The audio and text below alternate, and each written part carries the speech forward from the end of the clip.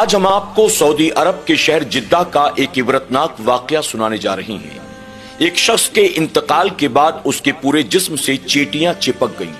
آخر اس نے ایسا کون سا گناہ کیا تھا کہ جس کی اسے اتنی عبرتناک سزا ملی؟ آج کی ویڈیو میں ہم آپ کے سامنے اس واقعے کو پیش کریں گے۔ آپ تمام سے ہماری گزارش ہے کہ آج کی ویڈیو کو آپ آخر تک ضرور دیکھیں اور اس ویڈیو کو اپنے دوست احباب کے ساتھ بھی ضرور شیئر کریں تاکہ جس گناہ کے عوض اس شخص کو یہ عبرتناک سزا دی گئی، ہم اور ہمارے دوست احباب تمام امت مسلمہ اس طرح کے گناہ سے اپنے آپ کو بچا سکے۔ سعودی عرب کے شہر جدہ میں رہنے والے شیخ عباس اس واقعے کو بیان کرتے ہیں۔ شیخ عباس کو اللہ نے بہت مال و دولت سے نوازا تھا، لیکن اس کے باوجود خدمت خلق کی نیت سے وہ میت کو غسل دینے کا کام کیا کرتے تھے۔ شیخ عباس بہت مالدار تھے۔ وہ میت کو غسل دینے کے عوض کوئی محنتانہ یا مزدوری نہیں لیتے تھے، بلکہ صرف اور صرف اللہ اور اس کے رسول صلی اللہ علیہ وسلم کی رضا کے لیے وہ یہ کام کیا کرتے تھے۔ ایک دن شیخ عباس کو ایک کال آیا کہ ہمارے یہاں ایک شخص کا انتقال ہو گیا ہے، کیا آپ آ کر میت کو غسل دے سکتے ہیں؟ شیخ عباس نے کہا کہ آپ مجھے اپنا پتہ لکھا دیں، آپ مجھے اپنی لوکیشن بھیج دیں، میں ابھی حاضر ہوتا ہوں۔ اس شخص نے جس نے کال کیا تھا آپ کو پتہ بھی سینڈ کر دیا، ساتھ ہی لوکیشن بھی بھیج دیا۔ شیخ عباس ایک ٹیکسی کے ذریعے اس پتے کی طرف روانہ ہو گئے۔ شیخ عباس فرماتے ہیں کہ جب میں اس جگہ پر پہنچا تو میرے سامنے کوئی مکان نہیں بلکہ ایک محل موجود تھا۔ وہ محل بہت لمبا چوڑا تھا۔ میں محل کے دروازے سے اندر داخل ہوا تو میں نے دیکھا ایک نوجوان دروازے کے قریب کھڑا تھا۔ میں نے کہا کہ میں شیخ عباس ہوں، شاید آپ نے مجھے کال کیا تھا، میں میت کو غسل دینے کے لیے آیا ہوں۔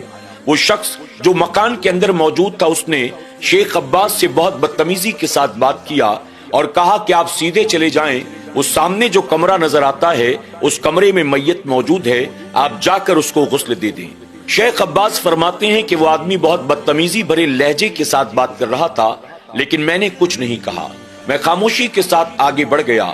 اس نے کہا اگر آپ اکیلے جا سکتے ہو تو ٹھیک، ورنہ میں کسی نوکر کو بلا دیتا ہوں۔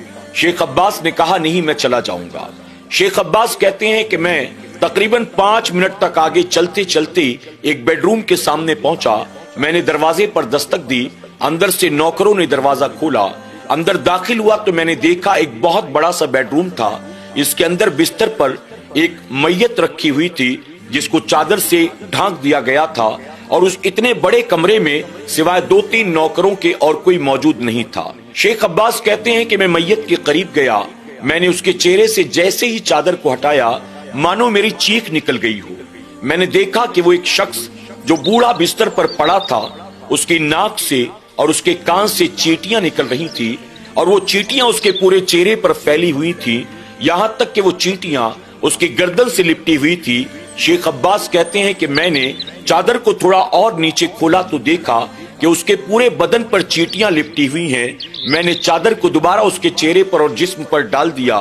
اس کے بعد میں نے نوکروں سے کہا یہ شخص کون ہے، آخر اس کے ساتھ ایسا کیوں ہوا؟ انہوں نے کوئی جواب نہ دیا۔ میں نے کہا کیا اس کا بیٹا یہاں موجود ہے یا کوئی رشتہ دار یا کوئی خاندان کا افراد؟ انہوں نے اس پر بھی کہا یہاں اس کا بیٹا یا اس کے گھر والے موجود نہیں ہیں۔ شیخ عباس کہتے ہیں کہ میں میت کو غسل دینے کے لیے وہاں تک پہنچ تو گیا تھا، لیکن اس میت کو غسل کیسے دوں میری سمجھ میں نہیں آ رہا تھا۔ میں نے اپنے ایک ساتھی کو کال کیا، وہ بھی میت کو غسل دینے کا کام کرتا تھا۔ میں نے اس سے کہا کہ تم میری مدد کے لیے یہاں آ جاؤ، اس میت کو اکیلے غسل دینا یہ میرے بس کی بات نہیں ہے۔ آپ کے ساتھی نے جواب دیا میں اس وقت ایک دوسری میت کو غسل دینے کے لیے جا رہا ہوں، اس لیے میں نہیں آ سکوں گا۔ شیخ عباس پریشان تھے کہ میں اس میت سے چینٹی کو کیسے دور کروں، آخر اسے غسل دوں تو کیسے دوں۔ شیخ عباس نے ایک عالم دین کو کال کیا اور ان سے میت کے غسل کا مسئلہ پوچھا کہ ایک میت ہے جس کو چاروں طرف سے چیٹیاں لپٹی ہوئی ہیں، آخر میں اس میت کو غسل کیسے دوں؟ تو عالم دین نے جواب دیا آپ مجھ سے میت کے غسل کے تعلق سے کوئی بھی مسئلہ پوچھ سکتے ہیں، آپ کسی طرح کی بھی میت کے غسل کا مسئلہ مجھ سے پوچھ سکتے ہیں، لیکن وہ جنازہ جس سے چیٹیاں لپٹی ہوئی ہوں آخر اسے غسل کیسے دینا ہے یہ نہ میں نے کبھی پڑھا نہ میں نے پہلے کبھی سنا، اس لیے میں تمہاری مدد نہیں کر سکتا۔ شیخ عباس فرماتے ہیں کہ اب میں پریشان تھا، کروں تو کیا کروں؟ آخر کار میرے ذہن میں خیال آیا میں نے बाथरूम में जो बाथ टब मौजूद था उसको पूरी तरह से पानी से भर दिया। उसके बाद नौकरों की मदद से मैंने चादर के साथ उस मैयत को उठाया, ले जाकर टब के अंदर डाल दिया। जब टब के अंदर डाला तो चींटियां ऊपर तैरने लगी। हमने मिलकर वहां से चींटियों को निकाला, फेंका। उसके बाद मैयत को बाहर निकालकर हमने लिटा दिया। दोबारा टब को पानी से भरा, फिर मैयत को दोबारा उसके अंदर डाला, फिर चींटियों से वो टब भर गया। हमने 3-4 मरतबा इस तरह से टब को साफ किया, पानी से भरा, मैयत को उसमें लिटाया। जब चींटियां तैरने लगती तो हम उन्हें निकाल कर फेंकते, पानी को साफ करते, दोबारा टब में पानी भरते। 3-4 मरतबा इस तरह करने के बाद शेख अब्बास कहते हैं हमने मैयत को ले जाकर बिस्तर पर लिटाया, उसके बाद उसके बदन पर खुशबू को मला, उसके बाद उसको कफन पहनाया। यानी मैयत को मैंने पूरी तरह से गुस्ल देकर कफन पहना दिया और फिर इजाजत लेकर वापस पलटा। जब मैं चला तो दरवाजे के करीब वही नौजवान खड़ा था। मैंने उससे कहा मैंने मैयत को गुस्ल दे दिया है, अब मैं इजाजत चाहता हूँ। उसने कहा आप सामने ड्राइवर के कमरे में चले जाएं, वहां पर खाना तैयार है, आप खाना खा लें। शेख अब्बास कहते हैं मैंने उससे मना किया। उसने बदतमीजी वाले लहजे में कहा आप पैसा भी नहीं लेते, कम से कम खाना तो खा लीजिए। तो शेख अब्बास ने उस शख्स से कहा मैं ये काम सिर्फ अल्लाह की रजा के लिए करता हूँ, न खाने पीने के लिए करता हूँ, न माल दौलत के लिए करता हूँ। ये कहकर शेख अब्बास फरमाते हैं इजाजत लेकर मैं कमरे से बाहर निकला। मैं जब बाहर आया मैं टैक्सी का इंतजार कर रहा था। धूप बहुत ज्यादा थी लेकिन कोई टैक्सी नजर नहीं आ रही थी।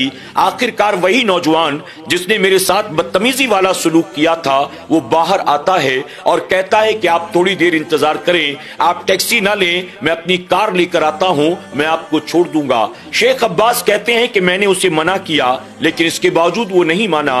वो अपनी कार लेकर आ गया, मुझे कार में बैठने के लिए कहा। मैं आगे ड्राइविंग सीट के बगल वाली सीट पर बैठ गया। कुछ दूर आगे जाने के बाद इंसानी फितरत के तकाजे के तहत मैंने उससे सवाल पूछा आप इस मैयत के क्या लगते हैं? उस नौजवान ने जवाब दिया मैं इनका पोता लगता हूँ। फिर मैंने कहा तुम्हारे दादा के अमाल कैसे थे, यानी वो कौन सा गुनाह करते थे जिसकी वजह से बाद मरने के उनके नाक से कान से चींटियां निकलने लगी और उनके पूरे जिस्म को घेर लिया और चींटियों ने उनके जिस्म को काटना शुरू कर दिया। आखिर तुम्हारे दादा का कसूर क्या था? वो नौजवान मेरे सवाल पर कहता है मेरे दादा अपनी वालिदा पर हाथ उठाया करते थे, यानी अपने बच्चों की मौजूदगी में मेरे दादा अपनी माँ को मारा करते थे।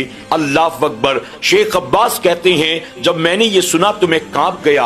हम सऊदी अरब की सरजमीन पर रहने वाले लोग हैं, हम उस जमीन के रहने वाले हैं जहां अल्लाह के प्यारे महबूब सल्लल्लाहु अलैहि वसल्लम जलवा अफरोज हुए, जहां अल्लाह के प्यारे महबूब सल्लल्लाहु अलैहि वसल्लम ने अपनी पूरी जिंदगी गुजारी, जहां अल्लाह के प्यारे महबूब सल्लल्लाहु अलैहि वसल्लम आराम फरमा है, जहां से पूरी दुनिया में इस्लाम का पैगाम पहुंचा है। हम उस जमीन पर रहते हैं लेकिन अपनी माँ का एहतराम नहीं करते, जबकि हमारे प्यारे आका सल्लल्लाहु अलैहि वसल्लम ने हमें 1450 साल पहले फरमाया औलाद की जन्नत माँ के कदमों के नीचे हुआ करती है। आखिर सऊदी अरब में रहने वाला कोई बेटा अपनी माँ पर हाथ उठाता हो मैंने कभी सोचा भी नहीं था। शेख अब्बास अभी ये सोच रहे थे कि नौजवान कहता है एक मर्तबा मेरे दादा ने अपनी वालिदा को इतना मारा कि उनका सारा चेहरा लहूलुहान हो गया। जब मेरे वालिद ने देखा तो उन्हें गुस्सा आ गया। मेरे वालिद अपनी दादी को यानी मेरे दादा की वालिदा को साथ लेकर पुलिस स्टेशन जाते हैं ताकि दादा के खिलाफ कोई कार्रवाई की जा सके। लेकिन पुलिस स्टेशन पहुंचने के बाद उनकी वालिदा ने यानी मेरे वालिद की दादी ने पुलिस स्टेशन में ये बताया कि मैं सीढ़ियों से गिर गई थी जिसकी वजह से मेरा चेहरा लहूलुहान हो गया। अल्लाह अकबर। नाज़रीन इकराम आप जरा देखें, एक शख्स जो अपनी माँ पर बात बात पर हाथ उठाता है, इतना मारता है कि माँ का चेहरा लहूलुहान कर देता है, इसके बावजूद वो माँ अपनी औलाद के खिलाफ कोई शिकायत नहीं करती, सब्र करती है और बहाना करती है कि मुझे किसी ने मारा नहीं बल्कि मैं सीढ़ियों से गिर गई थी। आप जरा सोचें कि जिस माँ ने सब्र का मुजाहरा किया अल्लाह ताला ने उसकी औलाद को कैसी सजा दी। अभी उसके मरने के बाद उसके जिस्म को चारों तरफ से चींटियां नोच रही थी। जब उसे कब्र में दफन किया जाएगा तो उसका अंजाम क्या होगा, जब उसे कयामत के दिन उठाया जाएगा तो उसका अंजाम क्या होगा। ऐसे इबरतनाक वाकयात से हमें और आपको सबक हासिल करना चाहिए। अगर माँ बाप बाहयात हैं अल्लाह का शुक्र ادا کریں، اپنے ماں باپ کی خدمت کریں، اپنے ماں باپ کو راضی کرنے کی کوشش کریں، اپنے ماں باپ کو کبھی اف تک نہ کہیں، اپنے ماں باپ کا کبھی مذاق نہ اڑائیں، اپنے ماں باپ کو کبھی حقارت کی نظر سے نہ دیکھیں، اور اگر ماں باپ دنیا سے رخصت ہو چکے ہیں تو اپنے ماں باپ کے لیے صدقہ جاریہ بنیں، اپنے ماں باپ کی قبر پر پہنچ کر فاتحہ پڑھیں، اپنے ماں باپ کے لیے ایصال ثواب کرتے رہیں۔ یقیناً دنیا کی تمام نعمتوں میں والدین اللہ کی بہت بڑی نعمت کا نام ہے۔ اللہ ہمیں اپنے والدین سے محبت کرنے، ان کا احترام کرنے، ان کی خدمت کر کے اپنی دنیا اور آخرت کو سنوارنے کی توفیق عطا فرمائے، آمین یا رب العالمین۔